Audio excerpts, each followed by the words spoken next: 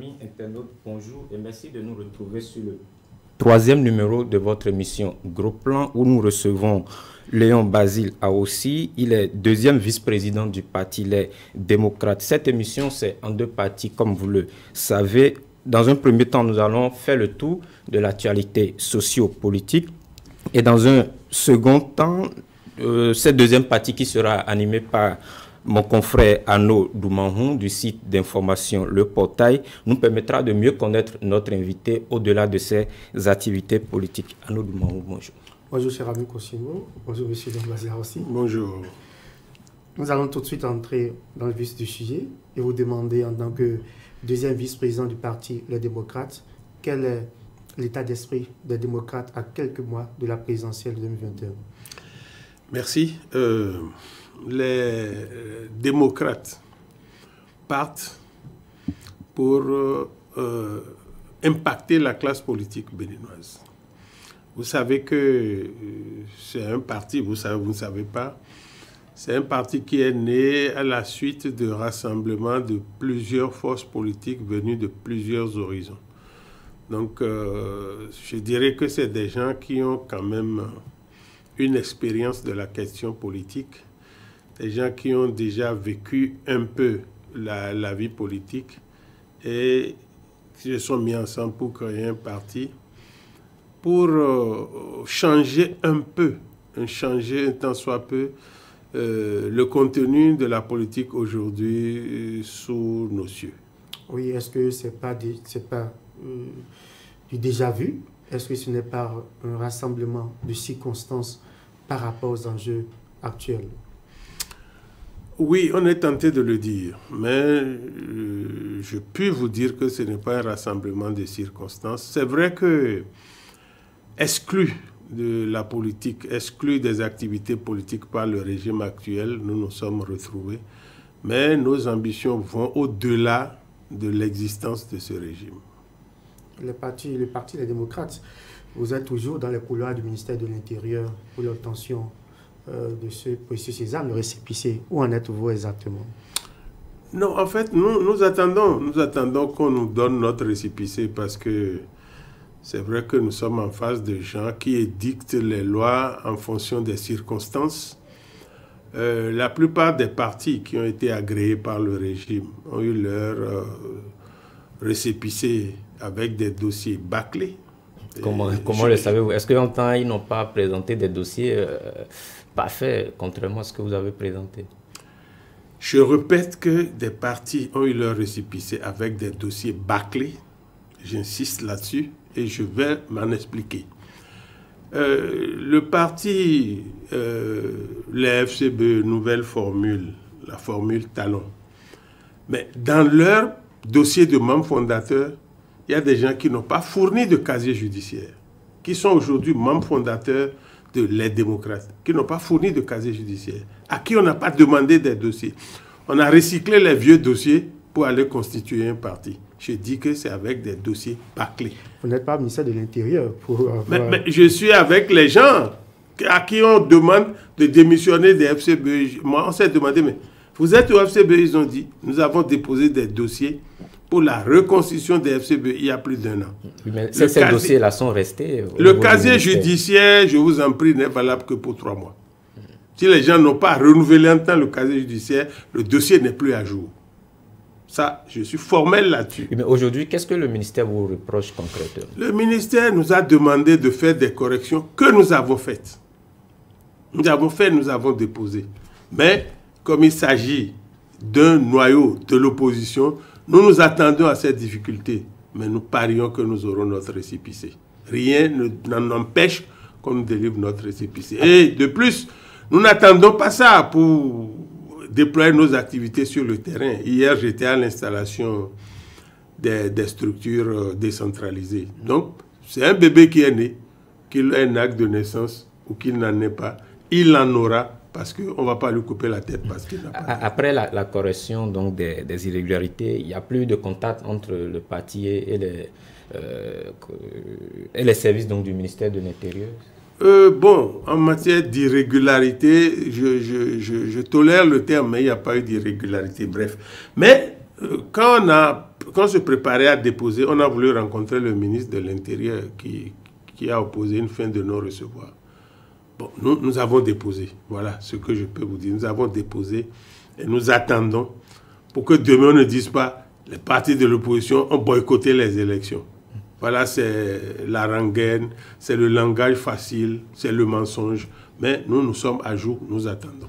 Alors, la présidentielle 2021, c'est vrai qu'au début de la création donc, du parti, on a compris à travers donc, les déclarations de certains leaders que l'objectif ou la priorité du parti n'est pas forcément la présidentielle de 2021. À quelques mois, est-ce qu'avec le temps, les démocrates ont pris goût à la présidentielle?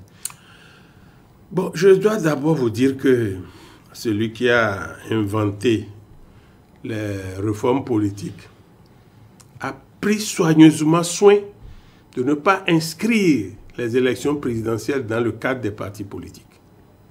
Je voudrais que ça soit clair. On n'a pas besoin d'appartenir à un parti pour aller aux élections présidentielles. Parce que celui qui a inventé sa réforme a 2, 3 ou 4 partis. Le risque, c'est de dire « je suis candidat d'un tel parti ». Mais toujours est-il que le miracle est possible. Donc, les partis, ce n'est pas nécessaire pour aller aux élections. Ce qui devrait être le contraire, parce que lorsqu'on veut faire une réforme, lorsqu'on veut faire plutôt des réformes, et qu'on veut renforcer l'idée partisane, on devait inclure ces consultations majeures dans le cadre, les encadrer dans les partis politiques. Malheureusement, comme il a été impossible à l'initiateur d'avoir un seul parti, la tentative n'a pas marché. Donc, il n'y a pas de parti. La seconde chose que je peux vous dire, c'est que nous nous concertons pour savoir qui peut aller aux élections. Le débat est ouvert à notre niveau. Voilà. Donc, en gros, les démocrates s'activent pour la présidentielle. Les démocrates s'activent. Les démocrates s'activent, animeront le débat politique pour les présidentielles. Mais si jusque-là, vous ne savez pas encore qui va être candidat, en tout cas sur qui vous allez porter votre choix, même si on ne fait pas obligation aux formations politiques d'avoir un candidat, est-ce que vous ne trouvez pas qu'à ces mois de la présidentielle, c'est quand même curieux pour des démocrates? C'est surtout parce que c'est les démocrates que ce n'est pas curieux. Mais puis, généralement, pour nos élections présidentielles, on a une dizaine de candidatures. Combien vous en avez à ce jour?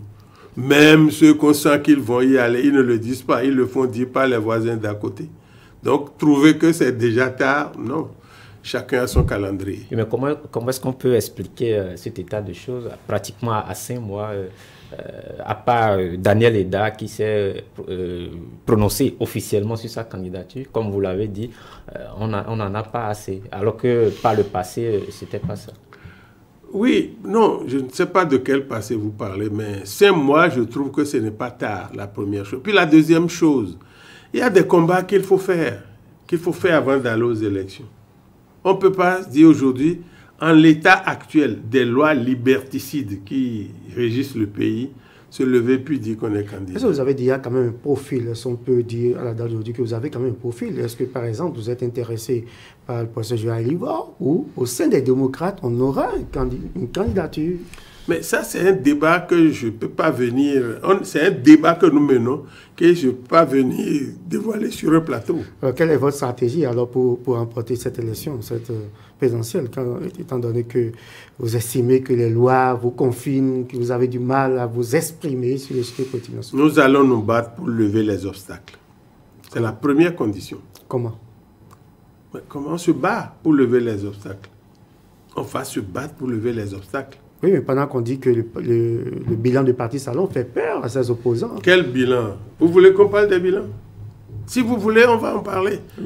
Moi, je ne vois pas un bilan qui encourage à sa réélection. La population, des infrastructures routières un peu partout. Quelle infrastructure routière? Il a fait combien de kilomètres de route? Il a fait combien de kilomètres de route? Yahi Boni en a fait combien? Yahi Boni est passé du simple au double.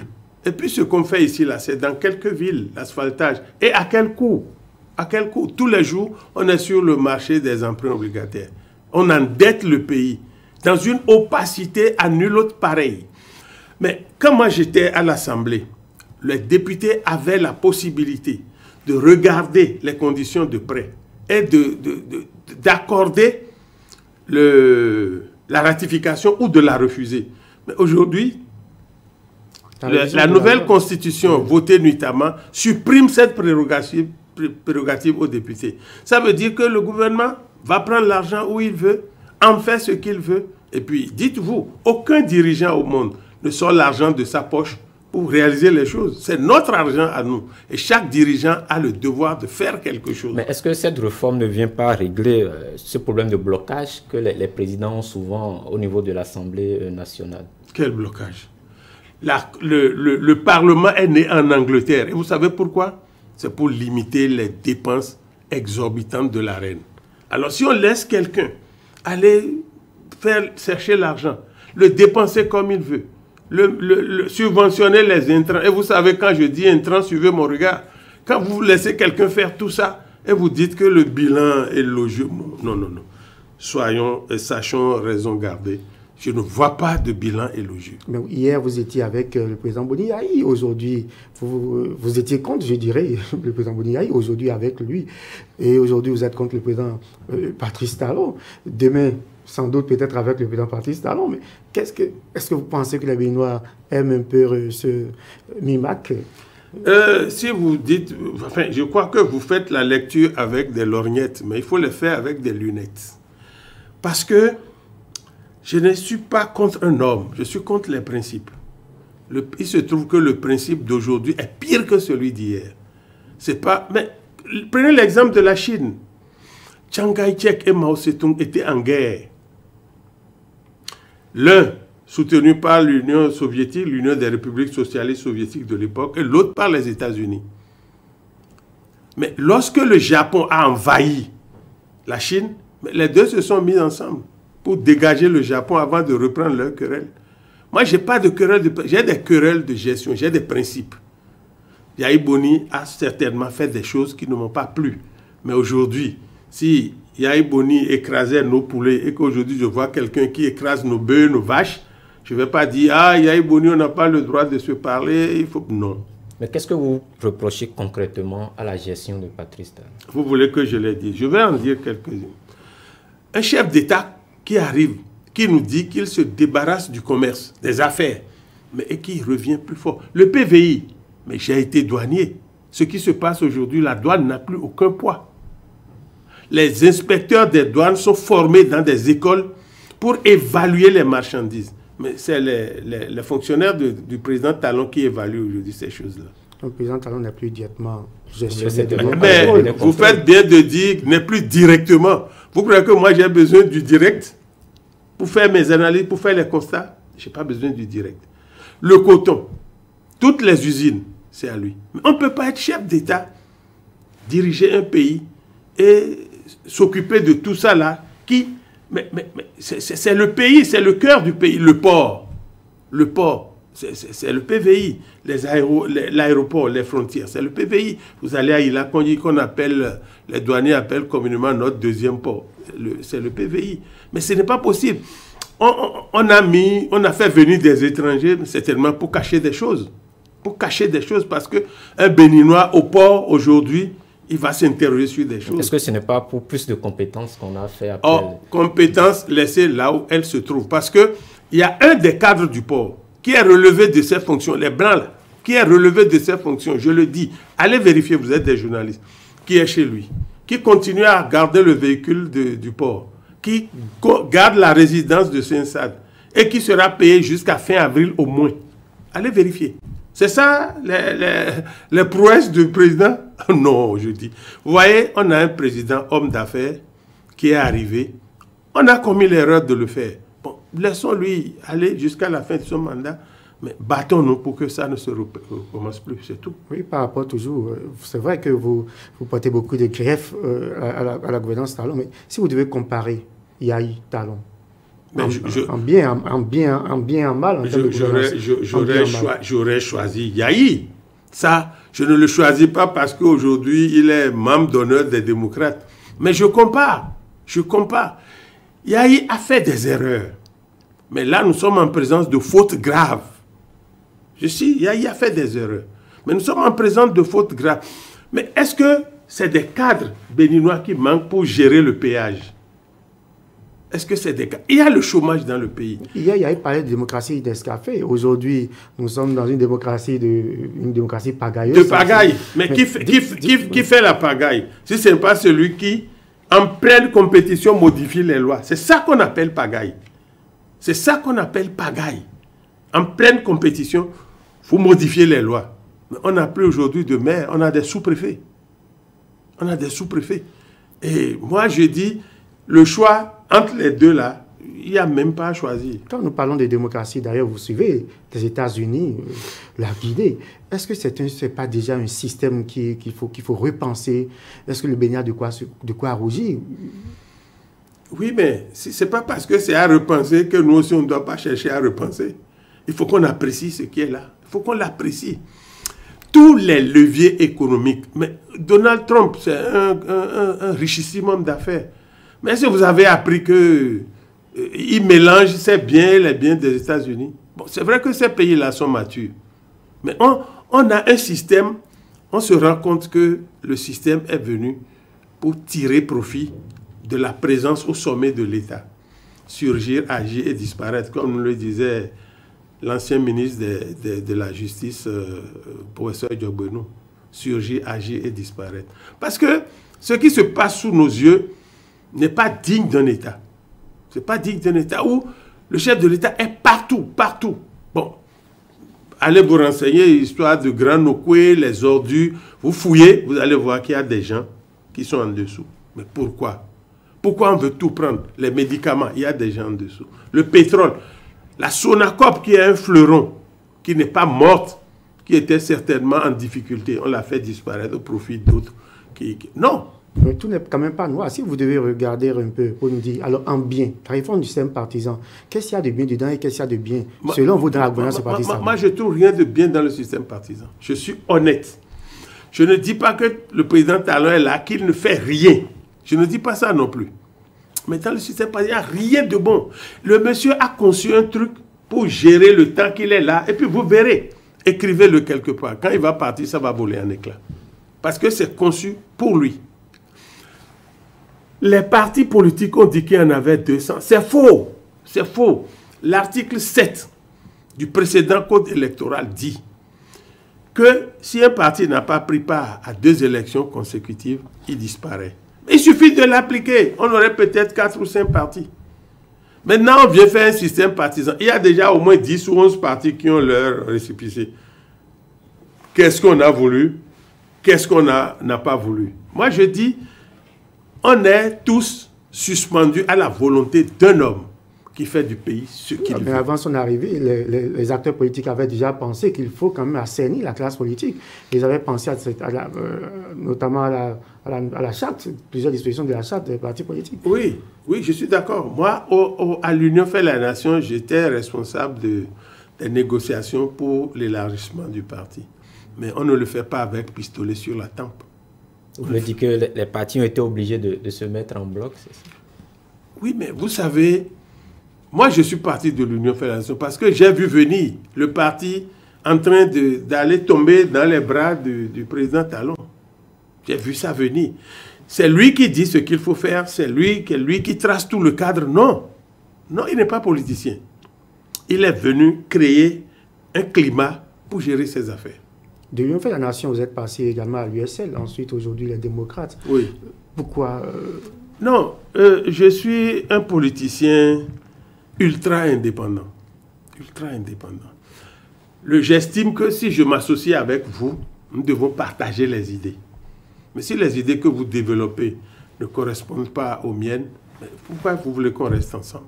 Quels sont vos rapports alors aujourd'hui avec le président Sébastien Adjavon? Non, Sébastien Adjavon, 1, c'est d'abord un Béninois. 2, c'est d'abord un frère du Mono. Lui et moi, on n'a pas à se tirer dessus à mort parce que je ne suis pas USL. Bien au contraire, nous nous battons pour la même cause. Et on ne le sent pas à côté des démocrates. Non, non, on n'a pas... Non, ce que les démocrates font, ils n'ont pas besoin d'amener ça au rond-point de la Sobebra. Ce que les démocrates font, ils n'ont pas besoin d'amener ça à l'étoile rouge. Nous avons parlé avec les gens de l'USL pendant qu'on a lancé le truc. Ça, c'est tout ce que je peux vous dire. Mais si les gens pensent parfois que parce qu'on n'est plus dans le salon du voisin, on ne doit plus lui dire bonjour. Non, non, ça ne se passe pas comme ça. Est-ce que Adjavon est toujours dans votre logique, en tout cas la ligne aujourd'hui du Parti des démocrates? C'est quoi notre logique? C'est-à-dire une alternance en 2021. Est-ce qu'il est toujours dans le combat parce qu'il sait mieux dans un mutisme? Vous pensez, oui, mais justement, Adjavon n'est pas journaliste pour parler à tout vent. Et puis vous pensez qu'il ne doit pas souhaiter l'alternance? Mais il faut bien, on est allé déposer de la cocaïne dans son conteneur. La justice a dit, ce n'est pas bon ce que vous avez fait. On a retourné, on a mis des gens à la criette et qui ont dit, le jugement qui a été rendu, date d'appel passée, on a remis. Vous voulez que celui-là ne pense pas qu'il faut l'alternance pour qu'il rentre? Mais il doit être en train de réfléchir. Il peut aussi négocier son retour au pays. Mais ça veut dire qu'il cherche la formule pour rentrer. Si les négociations ne marchent pas, il faut que son parti en alliance avec d'autres, qu'on change la donne politique. Donc on retient que vous n'êtes plus en contact avec le président Adjavon. Non, on ne parle plus de ces choses-là. Mais Adjavon et moi, on se parle. On ne parlait pas de ces choses-là avant, on n'en parle pas aujourd'hui. Mais ce n'est pas d'office que lui et moi, on ne se parle plus. Non, non. Au-delà du président Sébastien Adjavon, il y a plusieurs d'autres Béninois qui se retrouvent à l'extérieur du pays, en exil.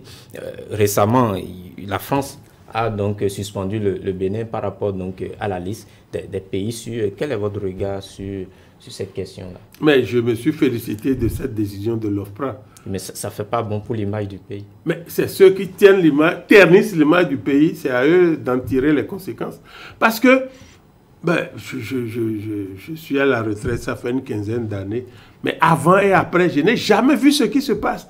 Des gens qu'on chasse dehors, qu'on menace d'attraper. Et puis, le président dit aux têtes couronnées, vous savez que rien ne m'effraie. C'est ceux qui ont peur qui disent ça.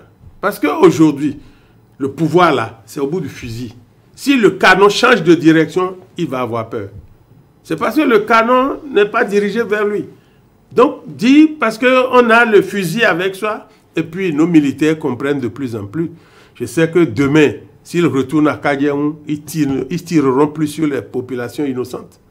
Ils tireront plus. Parce que des gens qui s'adossent à ça, et puis il dit, je n'ai pas peur, je n'ai pas peur. Non, celui qui n'a pas peur ne le dit pas, ne le proclame pas. On le sent dans son comportement. Pourquoi vous voulez dire que le président Patrice Talon a peur? Tout le monde a peur. Tout le monde a peur. Lorsque vous êtes surtout quand vous faites mal, comme ça se passe là, vous avez peur. Même le souffle divin qui doit vous protéger, quand vous faites mal, vous donnez l'ordre d'aller tuer des innocents. Une bonne dame qui vend du riz pour nourrir ses enfants. On ne va pas dire ça parce que je crois que les autorités se sont expliquées. Il fallait que les forces de l'ordre interviennent quand même pour essayer d'encadrer ces violentes manifestations. Ah, c'est pour encadrer qu'ils ont tué. Bon, il n'y a pas eu... Drôle d'encadrement. Merci, je vous comprends. Mais les autorités se sont expliquées. Leur explication vous a certainement convaincu. Officiellement, c'est ce qu'on a eu comme... mais officiellement, on n'a pas droit au plateau officiel. Donc, bon, allons-y. Dites-nous ce que vous visez personnellement avec les démocrates. Non, la conquête est l'exercice du pouvoir. Ce n'est pas autre chose. Moi, je n'ai pas d'ambition personnelle. Vous savez, j'ai fait 12 ans à l'Assemblée. Je n'ai jamais obtenu une nomination, les trucs, les avantages de l'Assemblée. Membre du Parlement, moi, je n'ai jamais eu. Mais je suis resté constant dans mon combat. Et c'est ça qui me permet, quand je ne suis pas d'accord, de m'en aller. Et aujourd'hui, l'Assemblée telle que gérée par le président de la Volo, quel regard portez-vous sur en tant qu'ancien parlementaire? Non, c'est pas une assemblée, Oui, mais actuellement, vous vous battez pour la révision donc des lois électorales. Si demain ça doit se faire, c'est cette même assemblée qui doit... Mais c'est le président Patrice Talon qui a voulu ça comme ça, les autres ont acté. Le jour où on va faire le débat qui va le vouloir, ils vont acter. Je n'appelle pas ça des députés. C'est la première fois que j'ai vu, on a installé un bureau de l'Assemblée sans les lire. C'est la première fois que j'ai vu ça. Ça s'est passé sous la Révolution. Non, mais c'était à l'unanimité. Les députés présidents quand même. Oui, mais il y a quand même, disons, au moins 2 groupes, même si c'est des frères siamois. Mais chacun a l'ambition de gérer le Parlement. On se lève, tel est président, tel est vice-président, tel est ci, tel est ça, tel est ça. Bon. C'est l'harmonie au sein des formations politiques. Voilà, en politique, cette harmonie n'est pas bonne en politique. C'est le débat, c'est la confrontation qui fait que le Parlement est vivant. Le Parlement, c'est le noyau. C'est le noyau de la politique. C'est là que ça se décide. Alors quand quelqu'un met ça sous sa coupe, il reste au palais, il dit président c'est tel, vice-président c'est tel. Et puis on vient, on déroule le schéma. Non, pour moi, il n'y a pas d'assemblée. Il n'y en a pas. La réforme du système partisan, c'est aussi le fameux parrainage qui fait grand bruit depuis quelques mois. Quel regard portez-vous sur cette disposition du code électoral? Le système de parrainage tel qu'inventé est une forfaiture. Une véritable forfaiture. Et c'est ça qu'on a vu venir. On a interdit à l'opposition d'aller aux élections législatives. On a empêché l'opposition d'aller aux élections communales pour ne pas avoir des élus. C'est tout.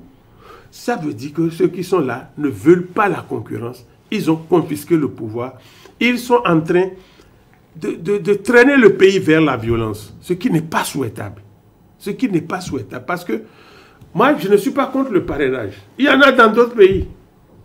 Quelle formule auriez-vous souhaité? Mais on aurait pu demander chacun, dans chaque commune, de trouver 1000 parrains. Dans chaque commune. C'est des citoyens. Tout le monde ne peut pas être élu. Mais ceux qui ont donné leur caution aux élus, ils peuvent parrainer. Et ce n'est pas les 160 qui vont voter pour l'élection du président de la République. On peut dire, dans chaque département, donner 1000. Dans chaque commune. Mais on nous a dit 15 personnes par commune pour créer un parti. On a trouvé, non? Mais lorsqu'on a tous les députés à Sassol, tous les maires à Sassol, et qu'on dit c'est eux qui vont parrainer. Oui, mais aujourd'hui, ils disent qu'ils sont prêts à parrainer des candidats de l'opposition. Mais c'est faux. C'est faux parce qu'on a déjà dit à la Sénat, va dire à la télé que les trucs seront secrets. Pourquoi on ne peut pas remettre le parrainage à chacun? Pourquoi on ne peut pas remettre? Et puis la Sénat aussi est là, quand on dit quelque chose, la Sénat va distribuer les fiches sont individuelles. Et puis les résultats, ce qui est écrit sur les fiches, c'est secret. Vous savez ça, non? Oui, oui. Mais comment, vous qui envoyez là, comment vous allez faire pour savoir que c'est allé à bonne destination? Mais qu'est-ce qui nous empêche, dans un pays comme le nôtre, démocratique, suffisamment avancé quand même, de dire, moi, Pierre, je donne mon parrainage à Kodjo. Pourquoi? Un document qu'il peut exhiber. Et puis la Sénat qui dit s'il y a faute mineure, ici il y a faute majeure, qui n'est pas capable d'appliquer les lois de la République. La Sénat n'est pas capable d'appliquer les lois. La Sénat, elle applique les lois selon donc, sa compréhension, son interprétation. Selon alors, vous aussi, vous interpréterez comme vous voulez et vous appliquerez. Mais si les acteurs ne sont pas d'accord, ils peuvent saisir les juridictions. Il y a la Cour constitutionnelle qui est là. Mais oui, la Cour constitutionnelle peut interpréter. Je suis d'accord. Ça ressort de ses compétences. La Sénat dit c'est sous anonymat. Si les accords, personne n'a juste là, en tout cas, n'a pas encore l'information. Vous croyez en cette Sénat? Je ne sais pas si vous avez saisi déjà au niveau des démocrates la Cour constitutionnelle pour dire que cette opposition de la Sénat n'est pas exacte. Personne, elle n'est même pas bonne. Ça vient d'ailleurs. Ces idées-là viennent d'ailleurs. Lorsque la Sénat dit, dans les dossiers, quelqu'un qui a 3 actes de naissance, la Sénat se permet de dire que c'est faute mineure. 3 actes de naissance. C'est très délictueux, ça. Ça ne relève pas, ça relève des juridictions. Ça relève des tribunaux judiciaires. Mais la Sénat dit, vous attendez cette Sénat pour aller aux élections. Si ce n'est que ce qu'on voit là. Cour constitutionnelle de l'avocat personnel du chef de l'État. Sénat complètement assis sous les bottes du chef de l'État. La Sénat, c'est une institution indépendante de la République. Pourquoi vous ne saisissez pas? Non, je vous comprends, hein, dans votre rôle, je vous comprends de poser les questions à charge. Mais on va saisir qui? On va saisir qui? La Cour constitutionnelle. Il y a un débat à faire. C'est que toute la classe politique se retrouve pour dire ce qui ne va pas, ce qu'on pense que ça ne va pas. Mais il y a eu les assises en octobre, on a dit dialogue. Des gens ont quitté ce dialogue et sont venus démentir les résultats du dialogue sur la télé. Vous avez suivi le ministre Radiou? Il est venu dire, mais les choses qu'on dit là, on n'a jamais parlé de ça. Mais vous, comment voulez-vous qu'on gère un État comme ça? Et qu'on passe derrière pour dire que les Béninois sont des pagailleurs. La vraie pagaille, c'est ça. Vous rassemblez les gens, vous dites des choses, et puis vous les trafiquez. Et puis vous venez dire que c'est ça l'État. Ou alors on trouve un médiateur qui n'est plus, qui a fini son mandat depuis près de 2 ans, qui est là pour lire les trucs. Non, non. La notion d'État nous interdit ces comportements-là. Et il faut qu'on s'asseye pour faire. L'État n'appartient à personne. Ce n'est pas parce que quelqu'un a la force publique, les armes, qu'il dit, ah, c'est ça que l'État... Non. Les militaires, les policiers, ils sont issus de ce peuple. Ils finiront par se rendre compte que les gens sur qui on tire là, ils ont un parent dedans. Les gens qu'on jette en prison, ils ont un parent dedans. Les gens qu'on jette en exil, ils ont un parent dedans. Ce peuple-là dont vous parlez, la marche des femmes que vous avez sans doute soutenue, est-ce que ça n'a pas fait un fiasco? C'est quoi vous appelez fiasco? Les femmes, ce n'était pas pour sortir 10 millions de personnes. C'est un message. Et le message est passé. Malgré tout ce qu'on a fait pour empêcher les femmes de sortir, le nombre qui est sorti est significatif. Moi, j'ai soutenu. Les femmes ont demandé qu'on cotise pour acheter les tricots, pour acheter les foulards. C'est quelqu'un trouve 2 000 francs, il donne. Quelqu'un 3 000 francs, il donne. C'est vrai que nous, on n'a pas les milliards que les autres ont de l'autre côté. Vous avez laissé des dettes qui, en tout cas pour l'information qui circule sur les réseaux. Oui, bien, c'est la preuve qu'on n'a pas eu de grands moyens. Mais on va les résorber, les dettes. On a commencé à les résorber. On va les résorber. 1 000 francs, 2 000, 3 000, là, on va les résorber. Est-ce que Boni Yaye n'a pas mis à la main à la poche Ah, je n'ai pas vu Boni. Si Boni Yaye devait mettre la main dedans, on n'aurait pas eu de dette de 300 000. Soit quand même. Si Boni Yaye avait contribué, Boni Yaye, je vais vous dire, est resté à l'écart de ça. Peut-être que les gens sont allés lui parler. Il n'a pas mis un franc dedans. Si Boni Yaye met l'argent là, c'est vrai qu'il n'est pas roi du coton, roi des engrais, mais on n'aurait pas eu de dette de 300 000 francs. Mais on dit qu'il a quand même sorti, je ne sais pas, vous êtes là, 50 millions pour motiver... Oh là, oh là, oh là, oh là, oh là, oh là. Et puis, mais, non. Et puis, vous croyez que si Yaye Boni était impliqué, il va accepter qu'on commence à mettre sur les réseaux qu'il manque 300 000? Non, un peu, ça dit... On raisonne, on compare et puis on sait à peu près où la vérité peut se trouver. Comment a été organisée cette marche? Dites-moi un peu. Non, moi je n'ai pas participé à l'organisation. C'est la marche des femmes. Les femmes... De l'opposition? Ou des démocrates? Les femmes. Les femmes. Les femmes engagées pour la restauration de la démocratie. Ah, si vous vous engagez pour la restauration de la démocratie, aujourd'hui vous devenez opposant. C'est ça que vous voulez me dire? Non, mais c'est qu'il y a des... Si vous êtes conscient que la démocratie dérape, vous vous engagez pour la restaurer, vous devenez opposant. Mais il y a des femmes qui disent, avant 10 ans, il y a eu d'autres femmes qui... Oui, mais ça c'est ce qu'il y a de plus normal. Un pays qui avance au rythme d'un seul son de cloche, il faut s'asseoir pour savoir pourquoi. Que réserve l'opposition après cette marche des femmes? Est-ce qu'il y a d'autres marches qui sont prévues? Non, ça c'est les femmes. Moi, je ne sais pas si... Il reste les hommes. Oui, mais les hommes, si vous êtes conscient que la démocratie, on viendra vous chercher. Quand ce serait prêt. Ou bien vous ne voulez pas vous exposer. Non, c'est pour nous dire qu'il y a d'autres... Non, nous, on n'a pas pensé à ça pour le moment. Quelques jours après la marche donc des femmes, le président est sorti, il est allé dans les marchés. On a vu les femmes l'ont porté en triomphe. Bien sûr. Est-ce que vous pensez que cette sortie est une retombée donc, de la marche des femmes? Vous savez que Hitler a été porté en triomphe, vous le savez. Hitler a été porté en triomphe. Et quand Hitler sortait, les foules qu'il drainait, c'est pas ça. La sortie du chef de l'État est le répondant même de ce que la marche là était une réussite. Depuis qu'il est là, il ne sait pas qu'il y a les chantiers, il faut aller. Les femmes sortent, le lendemain matin, lui aussi sort. Mais c'est des choses qu'il faut lire, qu'il faut décrypter. Ça veut dire que ça lui a dit quelque chose. Mais s'il n'en tire pas les leçons pour se raviser, bon, c'est tant pis. Mais le fait d'être... Moi, je ne serais pas sorti aussitôt le lendemain. Parce il a l'habitude d'aller sur le terrain, visiter les chantiers. Combien de fois? Dites-moi combien de fois. En 5 ans, combien de fois? Non, mais quelquefois, c'est quand même... C'est pas, pas la première fois. Et puis juste, les femmes sortent, le lendemain, lui aussi, la pente... Non, laissez tomber tout ça. Il est annoncé à Parakou aussi dans quelques jours. Est-ce que finalement, vous pensez qu'il est en train donc de... La campagne est ouverte. La campagne est ouverte.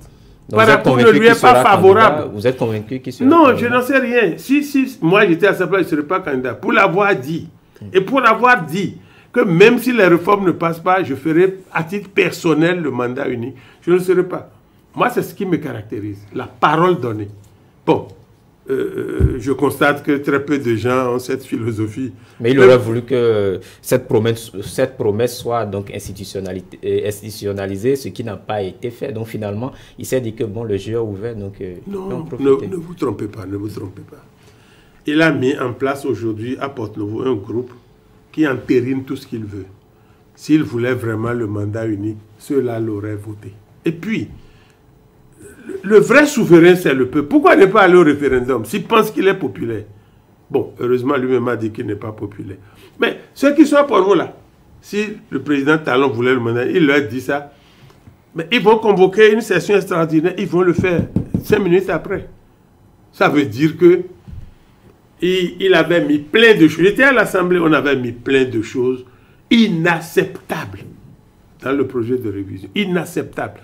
L'histoire de ne pas chercher à savoir combien on prête, à quel taux on le prête, ce qu'on en fait. C'est pas... Et puis, une immunité exorbitante pour les députés, pour les ministres et les membres du gouvernement. Non, on ne pouvait pas accepter. Le peuple qui a créé les institutions, c'est pourquoi il a fait ça.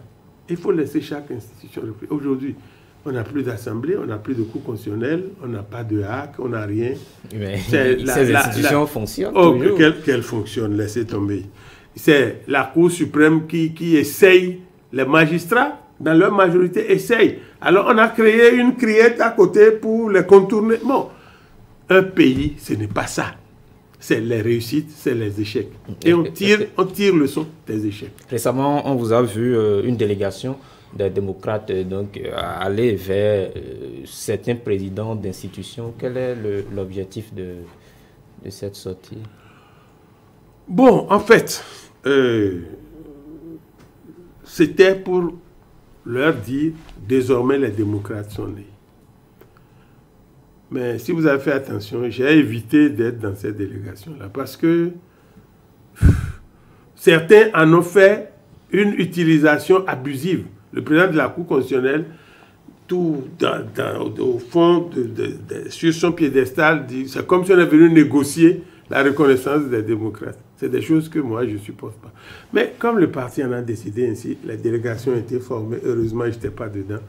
Mais on a dit, même dans les chancelleries, on a dit, bon, l'histoire retiendra qu'on a fait. Mais la chose, je ne l'ai pas beaucoup boudée parce que ça affiche notre volonté de non-violence. La violence n'est pas bonne. Est-ce que c'était sur instruction de Boni Yayi? Parce que est-ce que finalement, il ne décide pas du tout au sein des démocrates? Mais vous ramenez tout à Boni Yayi comme s'il n'y a plus personne pour réfléchir. Vous avez dit qu'il est membre d'honneur. Oui, membre d'honneur, ça ne veut pas dire que c'est lui, le parti est sa chose. Mais, et puis, vous savez qu'il y a des gens qui résistent à Boni Yayi. Vous le savez. Sinon, moi qui suis là, je suis le symbole de ceux qui lui résistent. Vous savez que Yayi Boni m'a nommé président de son gouvernement et que j'ai décliné. Donc, si vous ramenez tout à Yayi Boni, je crois que... Mais dites-moi alors, quel rôle il joue alors fondamentalement s'il n'a pas... Tout le monde joue un rôle. On confronte les idées et on prend une décision. Il dit ce qu'il pense, je dis ce que je pense. Le président du parti, Éric Mouleté, dit ce qu'il pense, Achade dit, Tigri dit, tout le monde dit, on fait une synthèse. Mais vous tombez facilement dans le piège du pouvoir qui pense que c'est Yayi Boni qui est derrière, c'est lui qui tourne les vis. Non. Est-ce que vous êtes arrivé d'aller contre Boni Yayi au cours des échanges, des discussions dans ce... Non, je ne veux pas mettre ici sur la table les secrets des délibérations. Mais il y a des choses que Yayi Boni a dites et on lui a proposé autre chose et il s'est rallié à ce qu'on a proposé. Moi, je vous le dis. Je vous le dis. Alors, beaucoup auraient voulu quand même voir au cœur des démocrates l'ancien président Nicéphore Dieudonné Soglo, ce qui n'a pas été le cas. Qu'est-ce qui s'est donc réellement passé? Parce qu'en temps, on a écouté également le président Éric Moulété qui a dit que l'objectif, c'était quand même de consulter le président Soglo, mais avec Boni Yayi, ça aurait été également la même chose. Oui, mais il faut me dire dans quel parti vous avez déjà vu le président Soglo. Il faut me dire un parti. Même la RB, le président Soglo n'était pas. Mais son engagement aux côtés donc de... Mais il est engagé à nos côtés aussi. Il est engagé. Il a boudé l'initiative. Non, non, vous savez, l'accouchement n'a pas été facile. La démocratie n'a pas été facile. Il y a des choses qui lui parvenaient, qui n'étaient pas bonnes à entendre. J'ai eu le privilège et le plaisir de conduire le comité préparatoire. J'ai parlé avec le président Soglo plusieurs fois. Je me garde de vous dire ce qu'on s'est dit. Mais je suis allé le voir toutes les fois que c'était nécessaire. Il ne m'a jamais dit « arrête ». C'est tout ce que je peux vous dire. Maintenant, ce qu'on dit, le président Soglo n'est pas d'accord. Il est arrivé des moments où, parce qu'on a mal cité son nom, parce qu'on a dit des choses qui ne correspondaient pas à ses idées, il a réagi. Mais le président Soglo est là, on continue de le consulter. Maintenant, pour son âge, que tous les matins, qu'on vienne, on lui dit de venir faire une marche avec les démocrates, non. Le président Yahi est beaucoup plus jeune. Il est de ma génération. Lui, il est encore actif. Mais il sait, et nous aussi nous savons, qu'il ne peut pas porter toute la charge. Voilà ce que je peux vous dire. Il y a un autre allié qui vous fait défaut également, candidat Zanaï, qu'on aurait peut-être souhaité voir aux côtés des mouvements de démocrates soutenus. Mais le président candidat Zanaï a un parti. Mais avant de créer les démocrates, on est passé chez tous ceux qui ont leur parti pour leur dire voilà ce qu'on veut faire.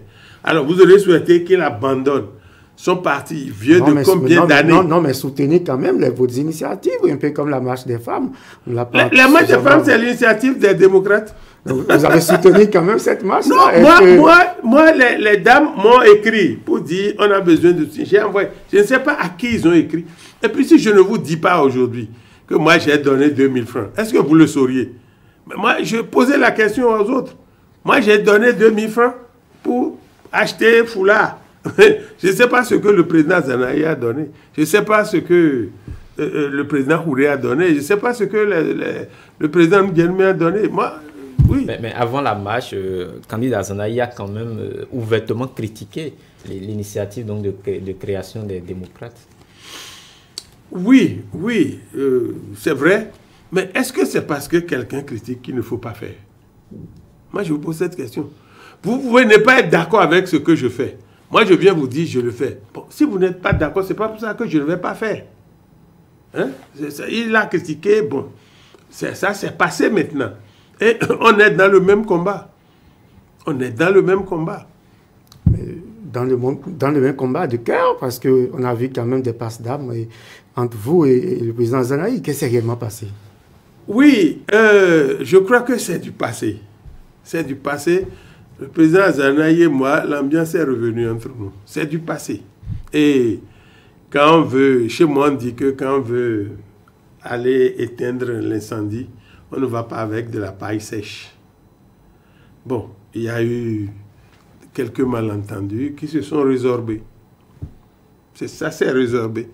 Le président Zanaï et moi, on se parle. Quel était le fond du problème? Parce qu'on n'a pas... Non, on vous accusait tantôt d'être progressiste le jour et opposant la nuit. Bon, mais c'est quoi opposant la nuit? C'est quoi progressiste le jour? Moi, je vais vous dire quelque chose. Ce que j'ai fait, je le referai exactement si j'avais à le refaire. Qu'est-ce que vous avez fait? Et à être proche des gens qui sont allés faire candidature avec Bloc Union Progressiste, ce n'est pas soutenir Talon. Ce n'est pas soutenir Talon. Vous savez, quel que soit le leader politique, il a toujours des lieutenants, des sous-lieutenants, des brigadiers, des sous-brigadiers.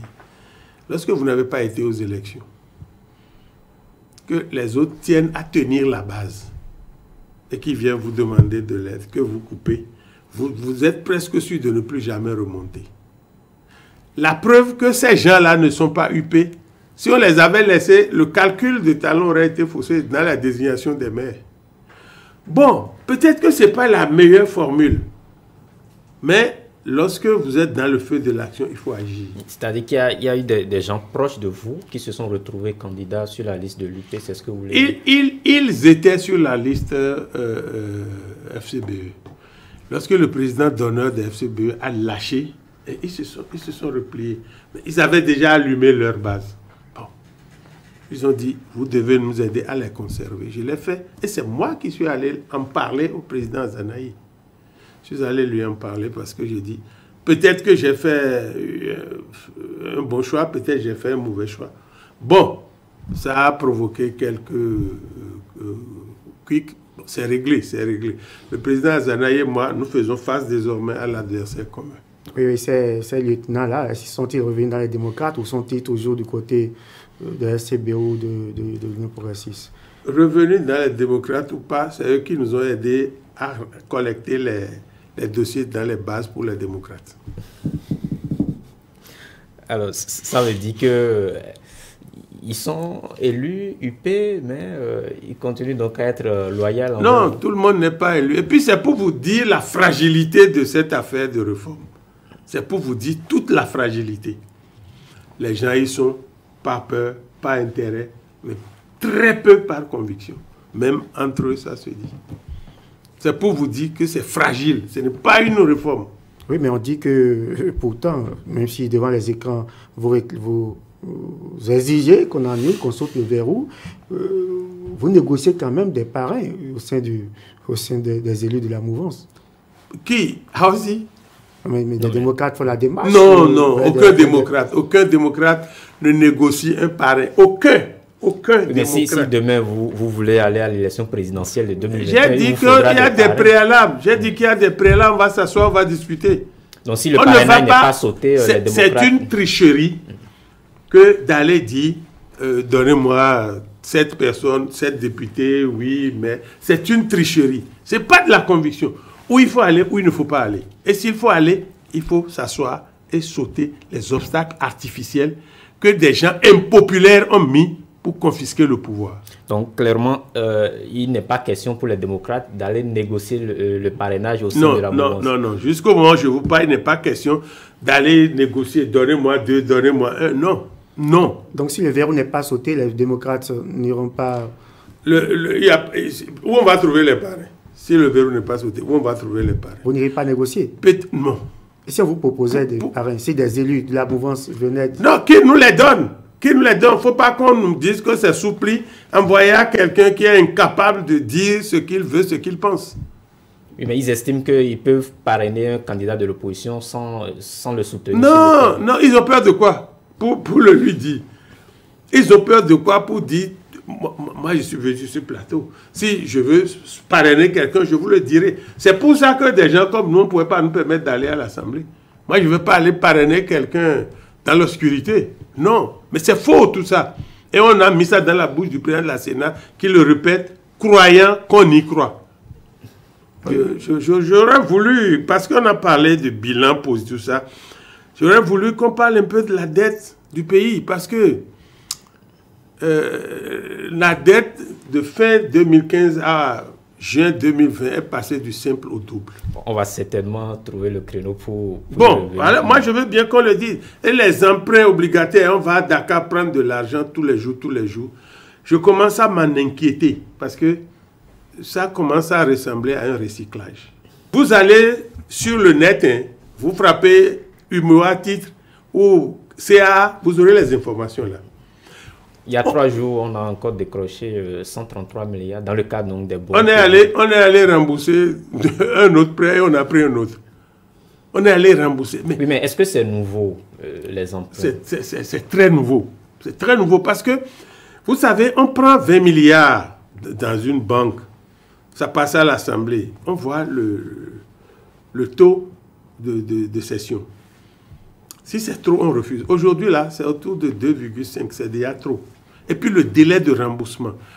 Avec les banques, vous avez 20 ans, 30 ans, avec des différés. Mais aujourd'hui, là, ce qu'on a pris, ce qu'on a remboursé avant-hier, là, on a pris ça en 2020. Tenez-vous bien, en 2020. On est allé rembourser, on n'a pas encore parlé des intérêts. On n'a pas encore parlé des intérêts. Mais je vais vous donner en 2019, lorsque le budget a été voté, on avait un besoin de financement, tenez-vous bien, on avait un besoin de financement de 42 milliards.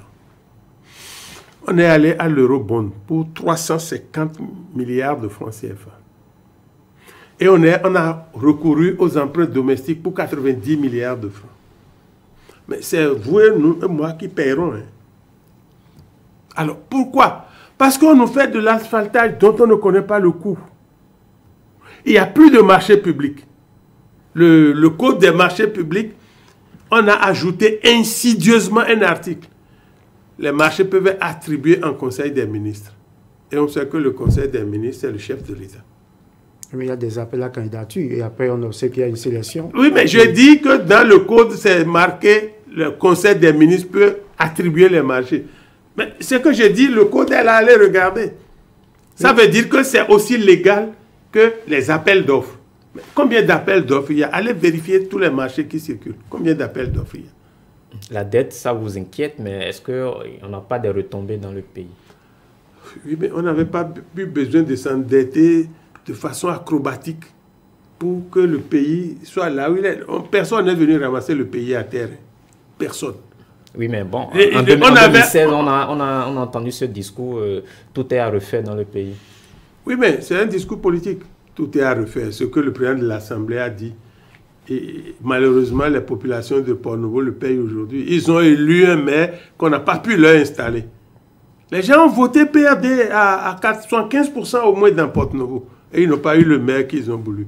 C'est ça les réformes qu'il a accompagnées. Bon, enfin, je voulais dire ces choses-là parce que l'endettement est de plus en plus...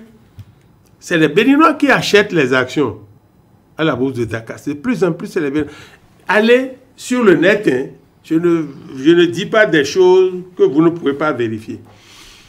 Mais ça ressemble, moi, j'analyse le temps de discuter avec des financiers qui peuvent me convaincre du contraire, ça ressemble à un recyclage. Vous voulez dire que des acteurs du régime... des acteurs. Si vous pensez que c'est du régime, c'est bon aussi.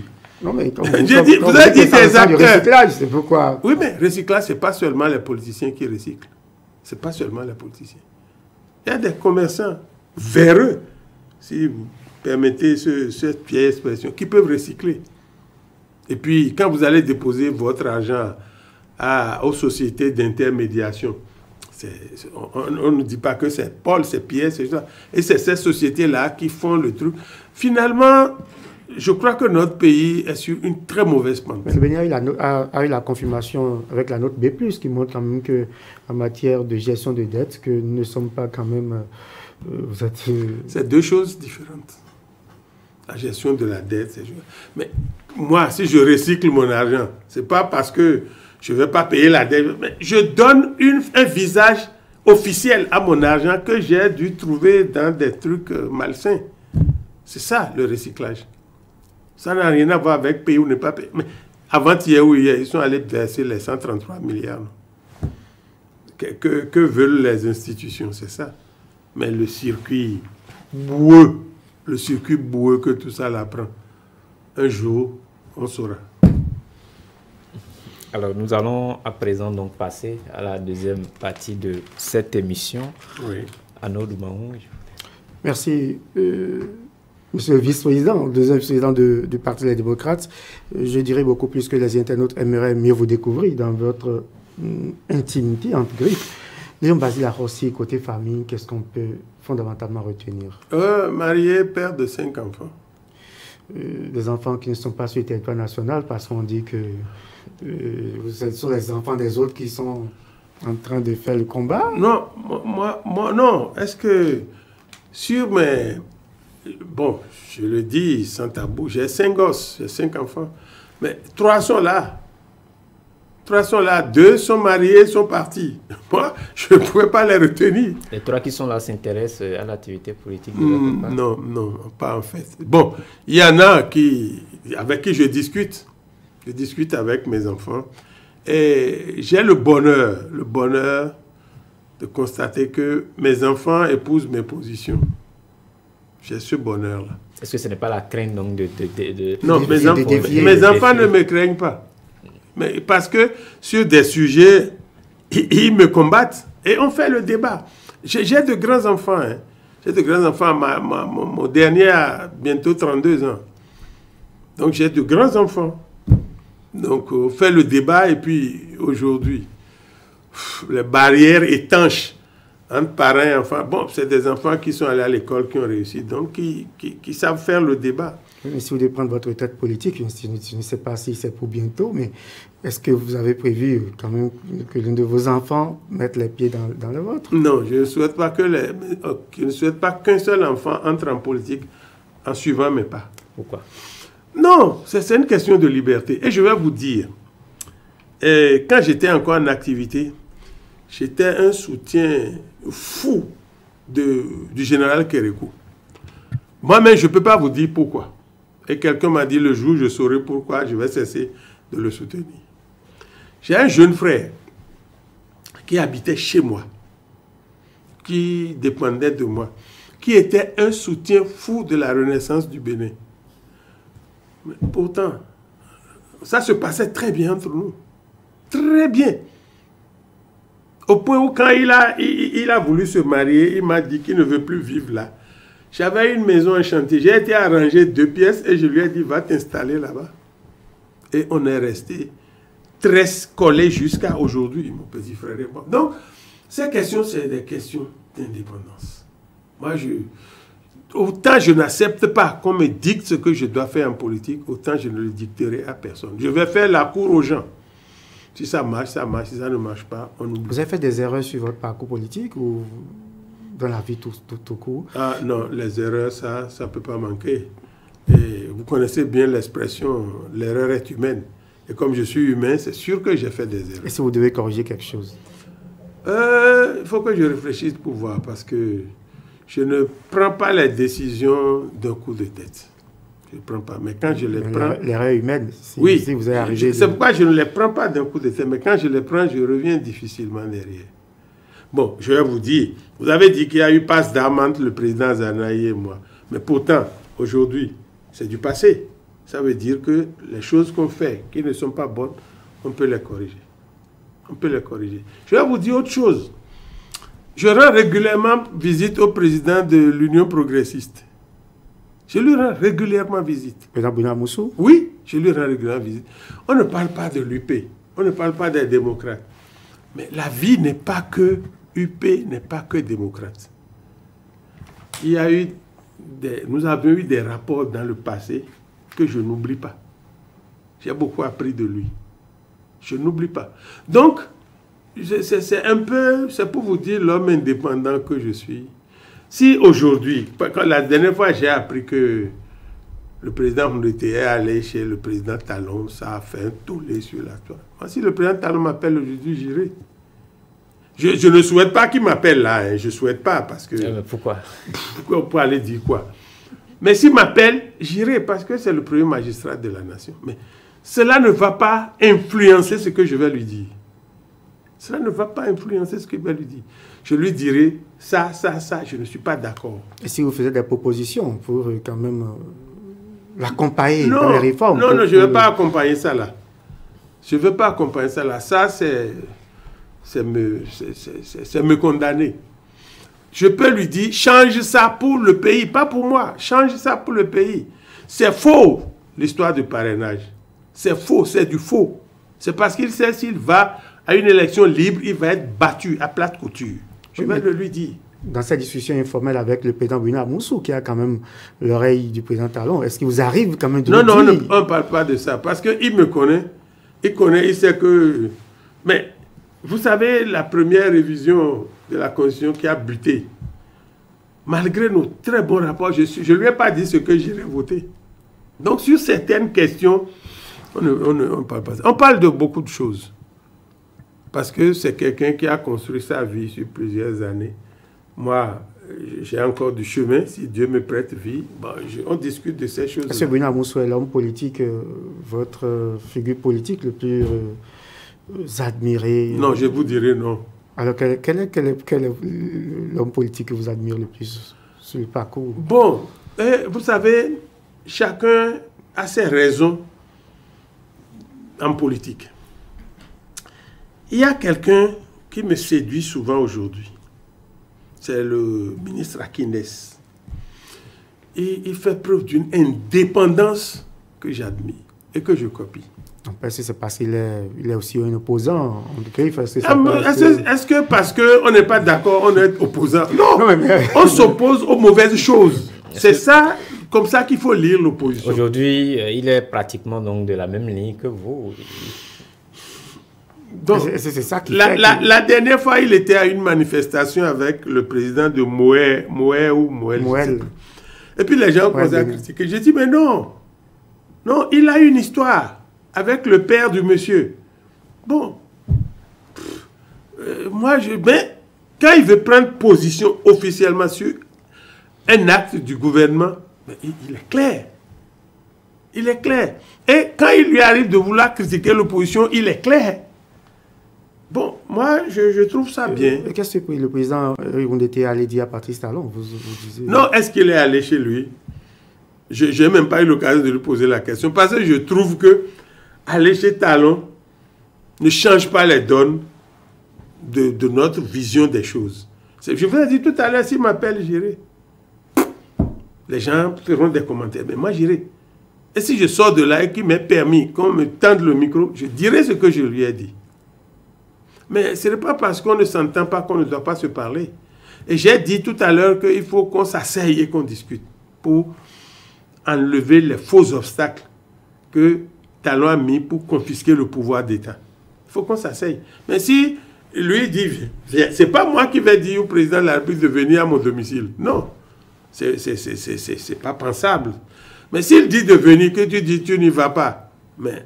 On voit lui de s'adresser aux responsables de votre formation politique, étant donné que vous êtes membre d'une formation politique que tout peut être interprété. Oui, il peut avoir des raisons. Si je vais là-bas, si on veut parler politique, je vais dire, mais faisons venir le président du parti, faisons venir le président d'honneur, faisons venir. Si je dis ça et qu'il ne veut pas, le débat va s'arrêter pratiquement. Parce que moi, je ne peux pas prendre d'engagement au nom du parti. Nous allons revenir un peu plus, enfin, vous savoir un peu votre plat préféré à la maison, ce que vous aimez le plus. Ah, la pâte de la veille avec du légume. Pourquoi ça? Bon, j'ai été élevé dans ça. Vous savez, j'ai découvert la ville à 14 ans. Je suis né au village, j'ai grandi au village, CM2, tout. Et puis, c'est ça qu'on mangeait au petit déjeuner, au goûter, au repas du soir.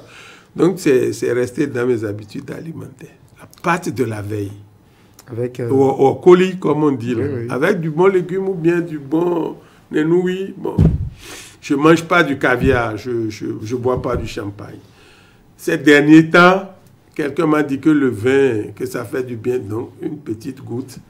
Et si je prends, il faut que je me retire dans mon lit parce que je ne supporte pas l'alcool. Est-ce que vous avez des activités sportives que vous pratiquez souvent? Je marche un peu. J'ai la bande à la maison, je marche sur la bande. Je fais un peu de bicyclette en chambre aussi, mais pas beaucoup. Je marche un peu. Pour garder la forme, bien c'est pour le côté politique, pour paraître toujours vigoureux? Non, c'est pour ma santé. C'est pour ma santé. À l'âge que j'ai besoin de contrôler la nourriture et puis de faire un peu de sport. Généralement, les personnalités politiques dans leur quartier ne sortent pas souvent échanger avec les voisins. Chez vous, comment ça se passe? Ah, c'est vrai que je ne le fais pas. C'est vrai que je ne le fais pas. Bon, c'est peut-être par habitude. J'ai des gens chez qui je vais de temps en temps qui viennent chez moi, mais ils ne sont pas nombreux. Et pourquoi ils ne sont pas nombreux? C'est une question d'habitude. Hein. C'est une question d'habitude.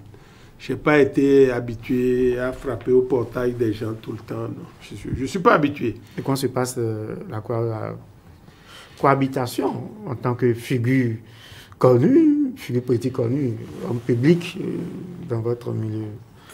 Il y a des gens qui me connaissent. Quand je sors, ils viennent, on bavarde. Ou bien quand je suis parfois assis au portail, on bavarde. mais je vais très peu chez les autres. Quels sont vos reproches le plus? Moi, oui. Je suis dur sur mes principes. Parce que, comme dirait quelqu'un, inflexible, mais ce n'est pas vrai. J'ai des convictions, et quand je m'en écarte, je fausse les pas. Donc, c'est surtout ça. Si les Béninois doivent retenir quelque chose de vous, si un jour vous n'étiez plus de ce monde, qu'est-ce que la postérité pourrait retenir de vous? Ah, ça, moi, je ne sais pas. Qu'est-ce que vous souhaitez? Qu'est-ce que vous souhaitez que la postérité retienne de vous? Qu'on retienne plus de bien que de mal.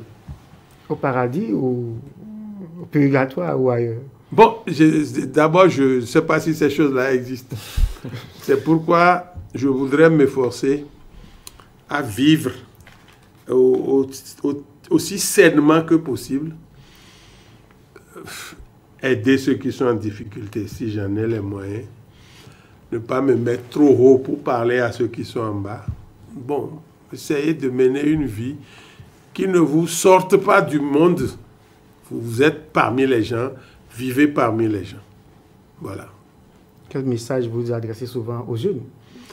L'endurance. L'endurance parce que il m'est arrivé, ça m'est arrivé une fois, je suis plus sûr que ça m'arrivera, de retrouver tous mes enfants, mes 5, et qu'on bavarde. Je suis plus sûr d'avoir cette belle occasion-là. Je leur ai raconté mon parcours, collège, université, tout ça. Et ils se sont mis à pleurer. Ils ont dit non, vous avez la chance d'avoir un père fonctionnaire qui a des moyens. Moi, mon papa était cultivateur. Ma maman allait acheter poisson frit, elle allait revendre dans l'autre marché pour gagner 25 francs. Tout ça. Donc, je leur demande l'endurance aux jeunes.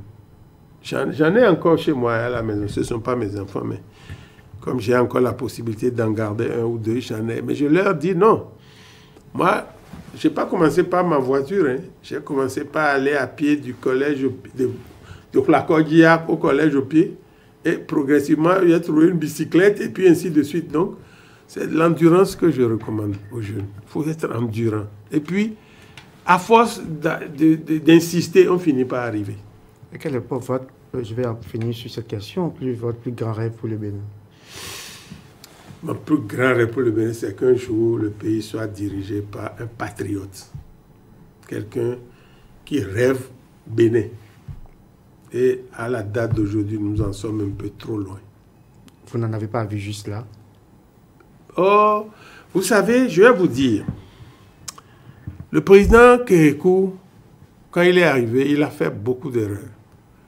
Après la Révolution, il a beaucoup fait pour le pays. Parce que, je le dis, ça m'engage. Il n'y a pas beaucoup de présidents qui auraient accepté cette conférence nationale et quitté le pouvoir sans avoir tiré. Regarde, même déjà, les gens n'ont pas voté, ils réclament, on tire sur eux, on les tue. Donc, je dis, il m'a inspiré. Ensuite, le président Soglo est venu remettre le pays sur les rails. Il a remis le pays sur les rails. Mais, pour des raisons politiques, on ne lui a pas permis d'aller plus loin. Bon, le président Yahi est venu. Il n'a pas fait tout ce que j'aurais souhaité qu'il ait fait. Mais il a fait mieux que ce qui est sous mes yeux. Ce qui est sous vos yeux n'a pas encore fait 5 ans. Non, il a fait 10 ans de gouvernance. Oui, mais 10 ans divisé par 2, vous verrez si ça correspond. Moi, je prends les choses très simplement. Je veux quelqu'un qui allie la rigueur, l'honnêteté, le détachement. Parce que les gens qui s'accrochent à tout ce qui rapporte l'argent là, dans le pays, ce n'est pas ça qui va construire le pays. Détachement, on peut en trouver. Mais je crains que ça passe par la violence. Je crains. Or, la violence n'est pas du tout bonne. Et pourquoi vous croyez que ça passe par la violence? Oui, parce qu'à force d'accumuler les frustrations, ce n'est pas pour le Bénin. Voyez ce qui se passe en Côte d'Ivoire. Voyez ce qui se passe en Guinée. À force d'accumuler, ça explose. Et c'est une loi de la nature, ça explose. Si on continue comme ça, ça va exploser, malheureusement. Et une balle qui part, on ne sait pas qui elle atteint. C'est ça. C'est pourquoi nous devons nous asseoir. Pour que chacun mette un peu de côté ses égos. je suis venu au pouvoir, comme je l'entends, j'y reste pour 20 ans. Non. Pour réclamer une conférence nationale bis, les contextes ne sont pas les mêmes. Qu'est-ce qui change? Si vous me le rappelez, je vais retirer ça. Vous savez qu'en 89, les fonctionnaires n'avaient quand même plus... Alors, on tient le peuple par le ventre. On tient le peuple par le ventre. Les fonctionnaires sont régulièrement payés. Rien que par le ventre, on tient le peuple. Aujourd'hui, il n'y a que les politiciens qui crient. Nous sommes dans un multipartisme. Vous avez suivi les votes populistes sur le marché. Il y a une dame, le ministre Koupaki, enfin, je ne sais plus s'il est ministre du gouvernement. J'ai vu le dernier gouvernement, je n'ai pas vu son nom. Mais il a dit à une dame, la dame lui a dit que celle que ça se passe pas bien. C'est une politicienne, cette dame-là. Et puis, il y a eu une réunion où j'ai vu le ministre Djogbenou, le ministre Ouadagni, et puis il y a une dame qui leur a dit ce que vous faites n'est pas bon. Mais ce n'est pas des politiciens. Ce n'est pas Rossi qui a dit. Aujourd'hui, nous avons le multipartisme qui est toujours d'actualité. Il y a toujours le multipartisme. Les démocrates sont en création. Mais la conférence nationale a dit multipartisme intégral. Mais il y a des règles qui sont en place là. Il suffit de les appliquer. Et ça va se réduire tout seul. On va peut-être avoir aujourd'hui 3 ou 4 partis. Quelles sont ces règles? Mais si un parti ne va pas aux élections là, 2 fois il disparaît. C'est tellement simple.